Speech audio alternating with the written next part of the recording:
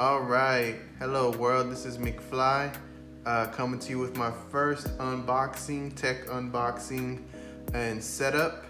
Went ahead and got this Linksy 3-pack Velop tri-band whole home Wi-Fi system. It's 3-pack. It's meant to cover up to 6,000 square feet. My home is not that big. It's right around 1,700 square feet. But I do have a couple of dead spots that I'm looking to get rid of.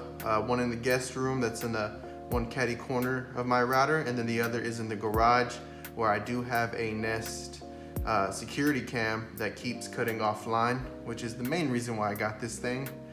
So I want to go ahead and open it up, see what we can get into.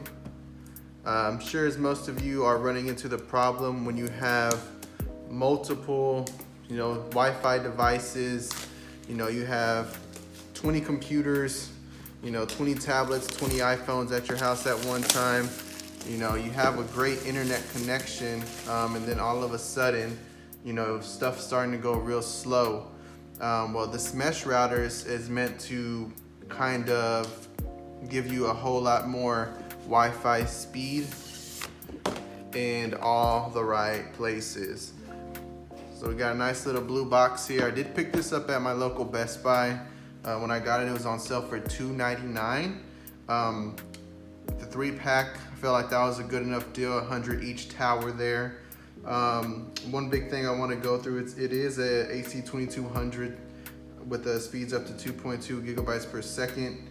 Now it is Wi-Fi 5. I know we have Wi-Fi 6 coming out, but to me, I don't think that's something I need right now. I think Wi-Fi 5 will do for what I have at home. You got a setup guide. Well, it's, pretty simple setup guide showing that we need 3 steps there. We have 3 power adapters. Looks like we have, typical 12 volts, no USB-C, no USB powering, so you're gonna need to use these specific adapters here. They are a little bulky, so if you have some power strips, that might be a problem. But it comes with 3 of those guys.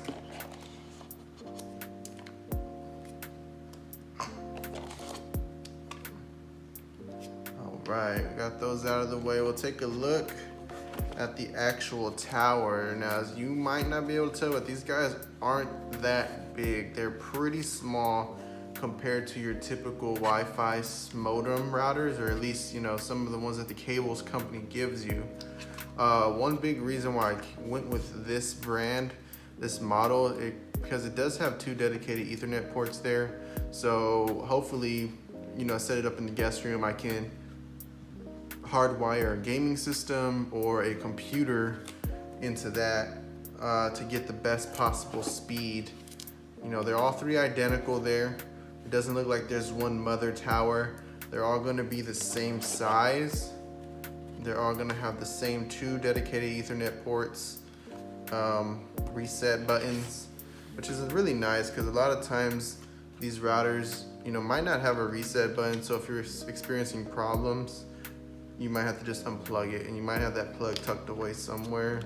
We got another little box here. Looks like we have a flat Ethernet cable. Linksy's branded, obviously. It looks like, I want to say maybe 6 feet. I want to say about maybe 6 feet. So that's going to be good. That's going to probably go to the one where you hook that up to your existing modem. To create that, we got a little, your disclaimer, legal stuff. I don't know how many people actually will read that. But yeah, so overall, we have these 3 towers.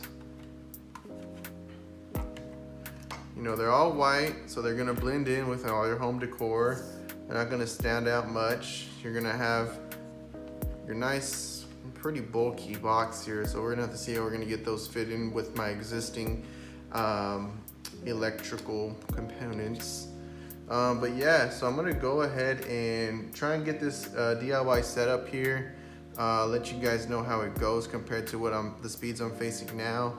I do have a Nighthawk router that we ended up finding actually. It's been doing pretty well, but like I said, my Nest cameras has been having a lot of dropping offline modes. I'm sure if you have a Nest cam, you might be experiencing those same things, but we just want to be able to get the highest quality possible footage from our security cameras. So that's one of the reasons why we're investing in this. And then we also want to make sure we have solid coverage in our guest bedroom, so there's no buffering when we're watching Roku's or we're end up putting a computer in there. So yeah, we'll catch you here in just a minute. I'm gonna go ahead and go through the setup. All right, so the first thing we want to do is get the Linksys app, and we want to go ahead and open that. We're gonna load up the experience. Now I did speed this up just for the sake of time. We want to choose Velop here on the network where we're setting up, unless you have anything else. Now here I'm going to go ahead and choose that I just have a standalone modem. I feel like most people who get this will probably have that. We want to plug in the node. Choose whichever one you want. We want to plug this in closest to that modem. And then we're going to want to go ahead and place it out in the open. Don't put in any cabinets. We're going to connect it using that Ethernet cable directly to that modem, so we can go ahead and get that Wi-Fi connection, internet connection going.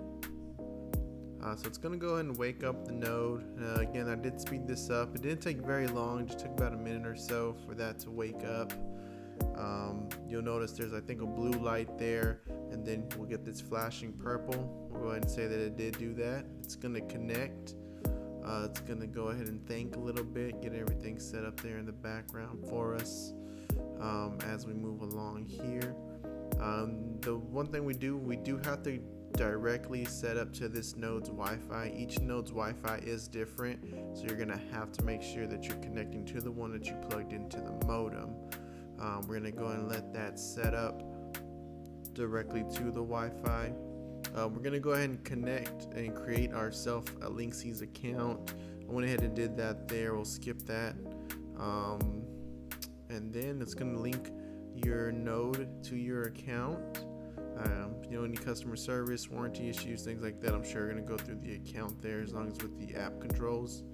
Now you're going to name your Wi-Fi. Go ahead and just name it what your current Wi-Fi name and password is, so that everything will link up simultaneously. You won't have to pass out any new Wi-Fi passwords or go through setting up all your devices with any new Wi-Fi passwords. This is probably the longest step here when it configures the network. I did speed this up here, but yeah, it does take a couple minutes. You'll just want to kind of sit around, leave your device at least sitting around. You can go do something, grab some water, whatever. But yeah, the biggest thing is you want to make sure this is out into the open. Put it higher up on a bookshelf, in my case, to kind of get the best range per se.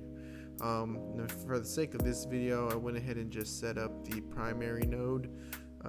You can go ahead and set up the other node. It's pretty simple to do so, and it's actually a little bit faster. You don't have to directly connect to that Wi-Fi as you did with the primary node. And we'll go ahead and let that configure there. Once it's done configuring, as it will be here, we'll go ahead and just show success. My camera went offline there for a second. You're going to place where the node is. You're going to go ahead and save that. It's going to brand it, and success, you set it up. And yeah, we're all done there, guys. Thanks for sticking around. If you have any questions, drop them down in the comments. Thanks for being patient on my first video. No, it's not perfect, but hopefully I'll get there soon.